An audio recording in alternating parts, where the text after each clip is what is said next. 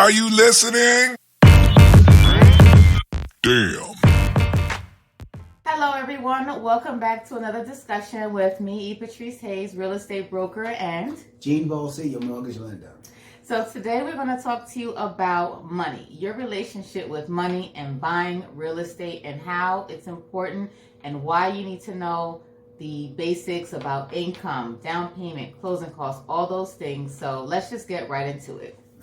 So Gene, money, Yes. That's the most important thing about this whole real estate purchasing process. Money makes it happen. And I get tons of questions. How much money do I need to make? How much money do I need for down payment, closing costs? Like, give me the bottom line. How much money do I need total? This is what people always come to me and ask. And I tell them every situation is different. You know, it depends on what you want to buy, how you're going to go about the process. So I think it would be good to just break down step by step each segment, the basics of what they'll need. Okay. So someone comes and they say, how much money do I need to make to buy a home? Okay. Well, what should we let them know? So the first thing I'm going to do is I need to identify which loan product we're going to go with. Is it going to be conventional? Is it going to be FHA? Right? With conventional, the lowest down payment is going to be 3%. Okay. Right? If you're a veteran... And this is 3% of the purchase price of the house. Correct. Mm-hmm. If you're a veteran, you can do no money down, which is 0% finance. The only product now that will allow you to do 100% financing. So let's just talk about the 3%, because most clients are going to be at a 3% down payment. Okay. So one of the things that we have to consider, because many times buyers think that they just need to come up with the 3% down, and that's also another misconception, right? Very much so. So I think we were talking about an example before where I had a buyer who came to me and said, but Gene, my uncle who purchased a property 18, 20 years ago said that he didn't have to do any of that. Well, 18 years ago, prior to that, there were programs like Stated where someone had to not provide any money down, and the loan financing changed from last year to this year. So many things happened. So never consider what happened years ago. Deal with the current times. Things are constantly changing. All the time. So with the 3% down, that's the minimum down payment that you have to do to satisfy the loan. Okay. So for example, if they want to buy, they're looking on some website and they're looking at $500,000 houses. Just right off the bat to start, they'll need $15,000 just to get in the door. Correct, just to get into the door. What's the But next? now, depending on where you are, right? Another thing that makes the biggest thing is what are the taxes? Because closing costs can range anywhere from 4 to 6%. Understand in the beginning, when I'm doing a pre-approval, no way will I know exactly what your closing costs will be. Another thing that's misunderstood is the lenders do not dictate the closing costs. Sometimes the buyers will come to me and say, Gene, but is someone else going to charge me more than what you're charging me? I am not going to charge you more. In fact, we're going to wait for your attorney to provide us a title bill, and then we'll be able to update it. But it's within your interest as the buyer. You can take your lower number to try to calculate your closing costs off of a 4% number. It's recommended to do it at the 6% number, because in certain areas like Rockland County, Westchester County, those counties where the taxes also correct are paid annually, then there's a much more money. So here's an example with taxes that need to be paid back. So you're buying a house for me. I prepaid my taxes as the seller. In September, I paid my school taxes. You now buy the house in November. I owe you money back. You owe me money back because I prepaid my taxes for the entire year. So I only lived in the house for 2 out of the 12 months. So you have to pay me back 10 months of that.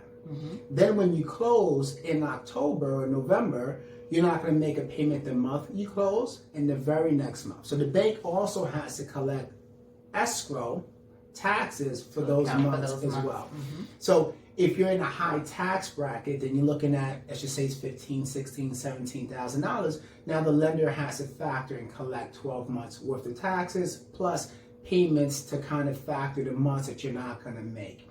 And you have to pay your homeowner's insurance for the full year at closing. Why? Because the lender wants to make sure, God forbid, anything happens to the property, that there's actual insurance already covered on the property. So when you factor all those fees, there's attorney fees, there's title related fees, We don't know what all those fees are. I don't know who your attorney is going to be. I don't know if it's going to be a $700 charge or a $2,000 charge, right? So until you identify who that attorney is and which title company you're going to use and what those fees are, whether it's a recording charge in this county for $250 or $1,000, we don't know that. So we're going to give you an idea as to what those numbers are.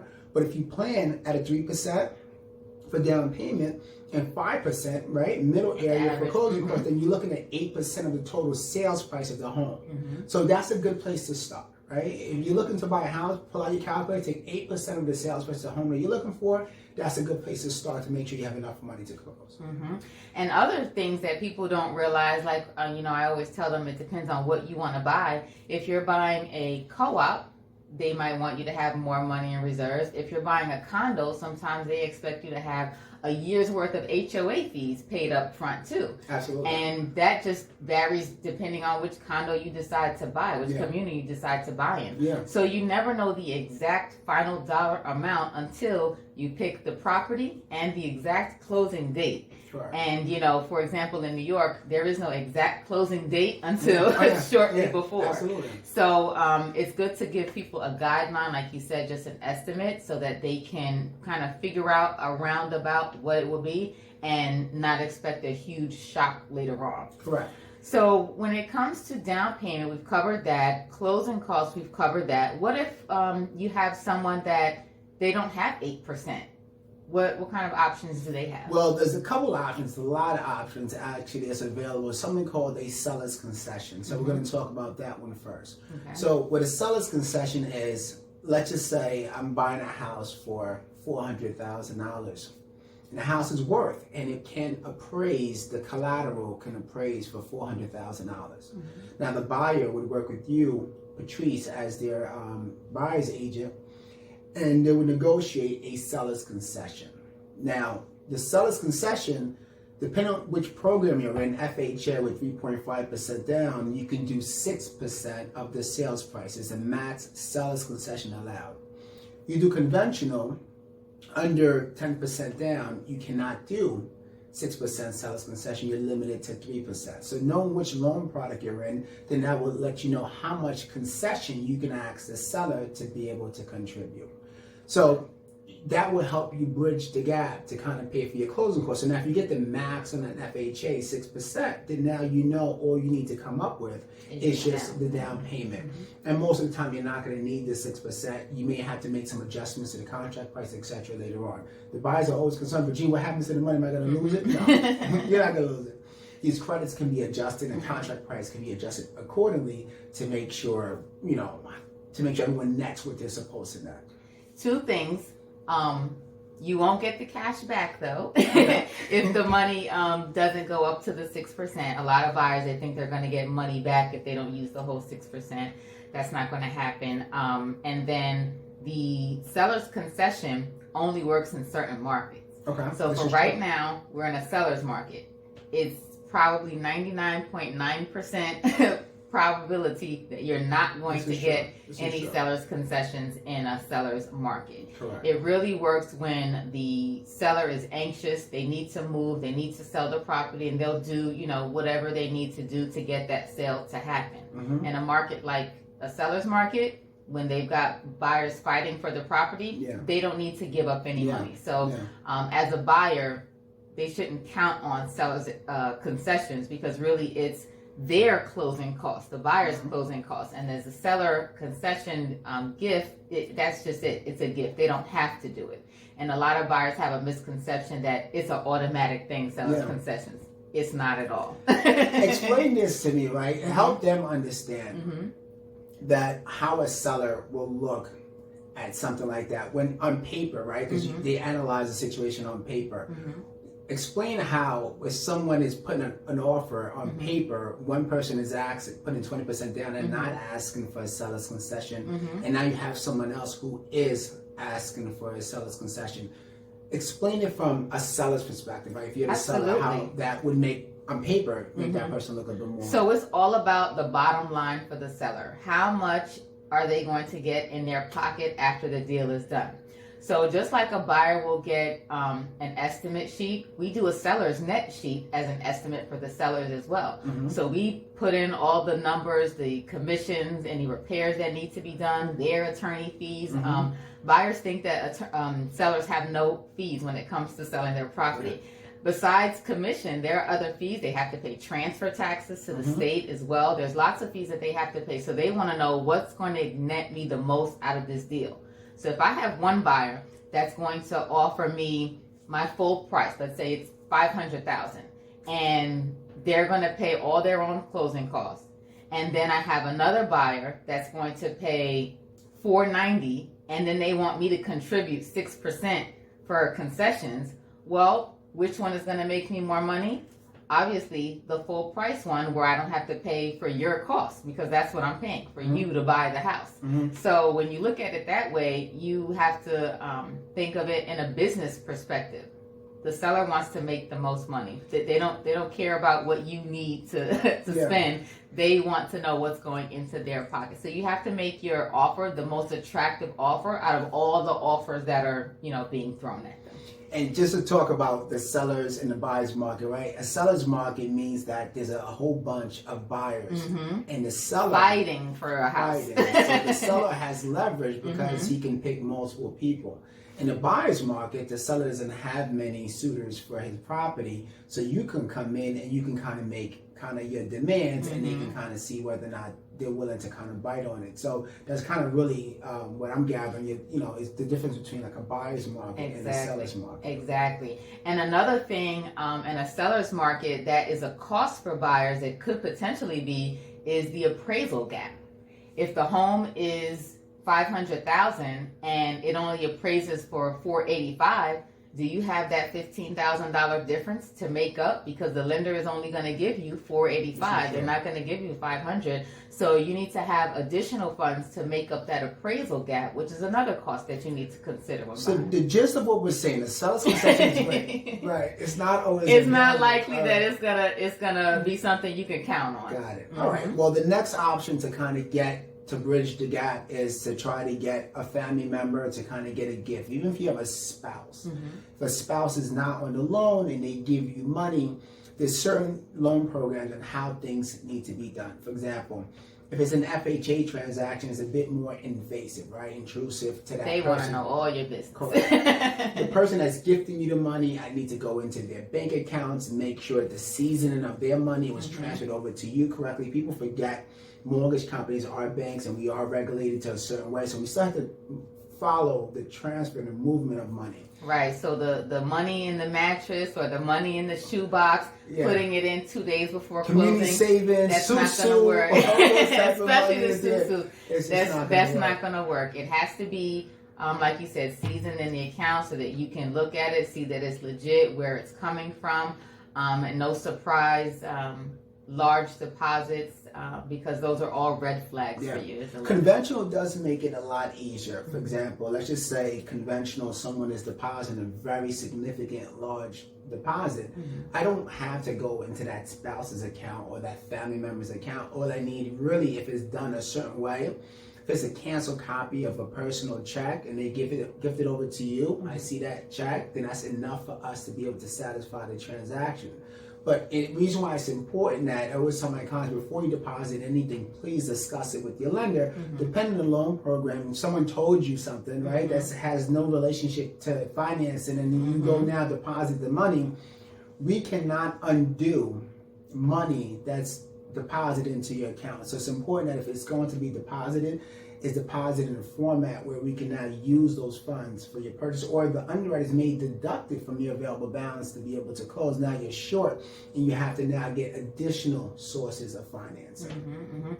And that goes back to what I tell my clients. When you want to purchase a property, like we spoke about in our last discussion, doing your financial self-check, you really want to look at your bank statements, see how you spend money, account for, especially if you're, an independent contractor or you do a lot of cash commission, side hustles. You need to have a way to account for those funds, and you need to talk to the lender first to figure out what's the best way to show those deposits instead of, sporadic 200 here, 1,000 here. You know, if it's not adding up to what you documented, that's another red flag. Absolutely, yeah. And the third one is going to be a 401k.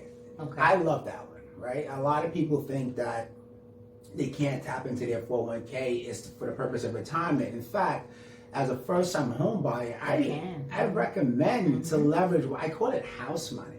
Here's the real benefit with a 401k.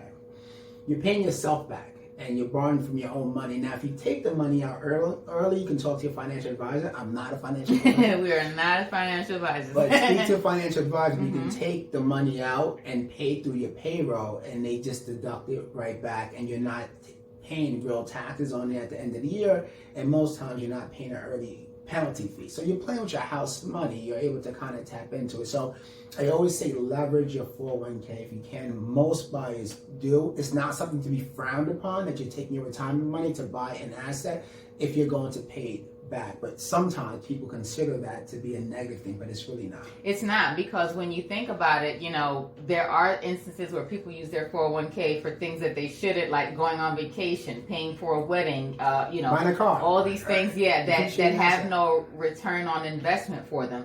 But when you purchase a home, you expect for that to build your wealth, which is going to your future security, just as a 401k is. Absolutely. So when you use that money, it's really going into the same pot if you think about it.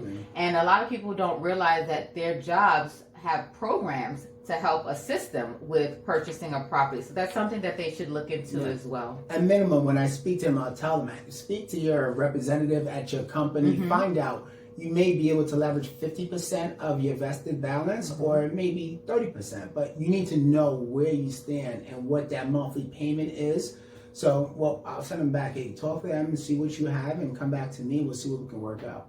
Good. And the last one is a grant, right? To get qualified for a grant program, there's certain income requirements, credit requirements, location, all that needs to kind of go into it. And there's some terms that kind of go into it as well. So you need to know, do you have to stay in a home for a certain period of time? Because sometimes that's part of it. Sometimes it's like a 10-year minimum requirement. Sometimes, depending on the program, they'll have a percentage of equity in the home that they'll account for. But those programs can be very beneficial because they also, if someone's looking to purchase a property, maybe a multifamily or a fixer-upper, there are grant programs that will help them put money into the property to bring it up to value. And they don't have to, look at buying a brand new home that's going to cost them a lot more money than they wanted to spend. Yeah, I think you're going to something. A lot of people are scared about buying distressed properties or property that needs a little rehab.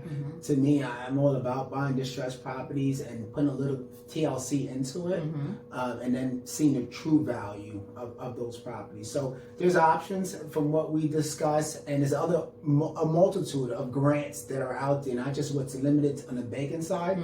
There's like all type, and if the buyer does the research and the grants are available, we can look at it from the lender side to see if there's something that we can kind of tap into their financing for grants. Good. So we talked about down payment, we talked about closing costs, we talked about the sources for money, down payment programs, grants.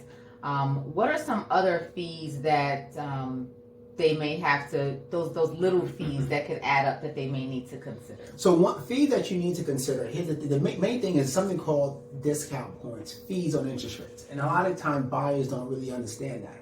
The market changes every single day. If you pay 1 point, people think that the interest rates will drop by 1 point. You don't have to pay a discount point, but sometimes you'll find that depending on the loan product you're doing, you want to lock into the lowest possible interest rate so you can keep your payments the lowest for over 30 years. So there's a way to look at that.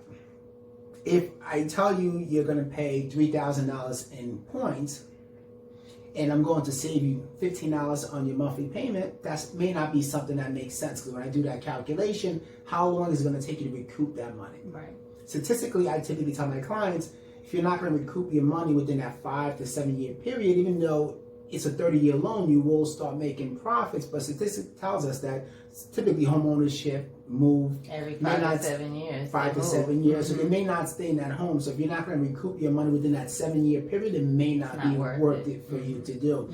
Invest the money into something else. So So that's an option, but they don't have to pay that extra fee. There really shouldn't be any other surprises outside of whether or not they want to pay discount points. The fees should pretty much be consistent outside from that. And other fees that I know on our end, we always have to tell clients about, like inspection, appraisal. If the appraisal doesn't work out and they have to go and do a second visit, that's another fee that they'll have to pay. Talk about locking their rate in. Yeah. So in the very beginning, I always tell my clients you can lock in whatever you want. But my recommendation is there's 3 things that I need to kind of do. I only can control one piece of it. I can control how fast my office and operational side works as far as underwriting, getting your loan through. So if you come in, right, and I know I did the pre-approval, so I know you qualify when Patrice can buy a property. But the 2 things I don't know, which I rely on the real estate agents, is to make sure that the property, in fact, is going to actually appraise and that the property doesn't have any defects or any issues that may prevent the collateral from being accepted by underwriting. So not knowing that, it's really hard to be able to lock interest rate on day one. Some lenders do to try to lock the clients in. I personally would give the client the option, but then we'll talk to them about it. If we don't close within the allotted time period, you end up paying extension fees. If we're not in an increased rate climate, my advice would be let's just hold off for a little bit. We know you're going to get the approval to buy the house, but we don't know the other 2 elements. If there's an issue with the property, let's just say a deck that's fallen, whatever happened, that permit can take several months to clear. Let's say something comes up on title. The seller never thinks that they have a judgment. They think everything is perfect. They don't know. They think everything is perfect. Yeah, my title is clean. And until we get the title report, there's no survey. There's no this. They forgot to pay a contractor who put a lien on it. Correct. There's a violation. And now you can't buy the house because these liens are there. And now we have a 30-day lock and we have 15 days left. Yep. So who wants to have that conversation with the client to tell them I have to now add extension fees to your closing costs when we could have planned better and waited a little bit until we had the 3 elements in. So it's getting the underwriting commitment, getting appraisal, and getting an idea on the title report. Another big thing too as far as locking is in New York there's something called on or about. So the buyer sees closing November 15th. We're not closing November 15th. On or about November 15th. Then June, but we're closing November 15th. No, we're not. Not in New York. On or about means that we can close up until December 15th. So let's just check with the sellers. Maybe the sellers never even started moving out yet. So we don't want to lock November if it's on or about for 30 days because now you're not going to have enough time if the seller exercises until December 15th to be able to close. Because you don't know what their attorney is telling them. Correct. And I had a situation last year. The agent was the one, the listing agent was the one that told the seller not to start packing until some date they gave them. So we're literally days before closing and they're like, no, we have to push the closing back because the seller hasn't even started packing. They don't even know where they're going. It's like, what? One good practice of mine that I do, typically when I see that on a contract, and obviously the buyers, everyone wants to close like yesterday. That's the nature of the beast that we're in, right? Everyone must close like yesterday. I'll take a call, email, hey, Mr. Attorney, are we sure? This way, have an email that the sellers are in fact ready. Buyer's attorney's ready, and now we can make sure we can kind of lock in the rate and kind of do what we need to do. You can have a great experience. But if the rate lock expires, no one wants to pay $1 more than they had to do. So I try to avoid that bad discussion at the very end as much as possible. But if I have confirmation from all the other parties that they will be ready, then now we all feel more comfortable because I do this every single day. So I know what can come up, but the buyer doesn't really understand that. Idea. So I try to give them as much, but they still make the decision whether or not they want to proceed with locking the rate. Right. So we've covered down payment, closing costs, grants, all these things. But one very crucial part of the puzzle that buyers tend to overlook is their comfort zone, aka their monthly payment. Amen. You can be approved for $700,000, but after your interest rate, the insurance, the taxes, all of that is calculated into your monthly payment, and you see that number. If you're not comfortable with whatever that monthly payment number is, then you've got to start all over again. So talk to them about that. Yeah, it's important. That's why the pre-approval is important. That's why on all my pre-approvals, the payment is there. Because you may see a number, yes, it sounds good. You can qualify for $1 million, but can you afford paying $7,000 a month or whatever that amount is? To me, there's a lot of ways to look at a pre-approval. Yeah. We can go to your max amount, or I can pre-approve you based on where you want your monthly payment to be, or based on how much money you want to spend, right? We don't want to exceed that, right? You go too much, it kills the whole thing, because now you're putting you and your family in jeopardy, and we don't want, I personally don't want to see someone default on something that they work so hard to get. Right. And it's very important, especially just in general, it's important to know what your monthly payment is going to be. But in an instance where, let's say, you're buying an investment property, you need to know what that monthly payment is going to be in order to see how much rent you need to be bringing in to make up that difference. Yeah. So that's a good point. I mean, I love multi-families because of that, and I think the Bronx and some of those areas is such really good areas to kind of buy these type of properties. And if you know better, sometimes you do better, right? If you have a multi-family, a 3-family, and let's just say your mortgage is $4,500, and you have 3 units, each unit can potentially bring you $2,000 a piece. You're left with $500 a month. So you can own and pay less because we can use the rental income, 75% of it, to qualify you for the purchase of the loan. But for you, as a homeowner, you know what real income is that's coming in. So when you look at these properties, it's a hybrid, right? You're a homeowner and an investor at the same time because you're living in one unit and have the other people below to pay for it. So it's such a good thing. Like, to your point, we buy an investment property. If your monthly payment is $3,000, well, don't get a property that has rental for $1,500 or $2,000, and don't buy an investment property that's not in a investment area. Yeah.